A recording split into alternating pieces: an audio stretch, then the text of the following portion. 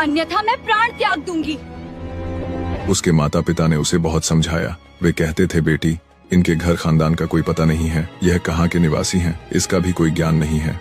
उसकी माँ कहती है, एक अजनबी के साथ मैं तुम्हारा विवाह कैसे करा सकती हूँ। उस समय वह युवती बार बार अपने माता पिता से विनती करने लगती है और भोजन पानी तक त्याग देती है।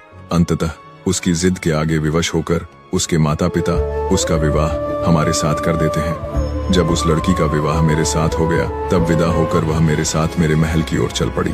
मार्ग में वह अत्यंत प्रसन्न थी और मुझसे कह रही थी, मुझे मेरे मनचाहे पति मिल गए हैं। मैं स्वयं दुखी रह सकती हूँ, किंतु इन्हें कभी दुखी नहीं रहने दूंगी। मैं स्वयं संकट में रह सकती हूँ, परंतु इन पर कभी आंच नहीं आने दूंगी।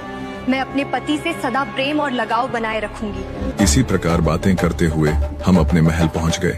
अब तो हम उसके प्रेम में इतने डूब गए कि सब कुछ भूलते चले गए। हम अपने राज्य काज में तनिक भी रुचि नहीं लेते थे।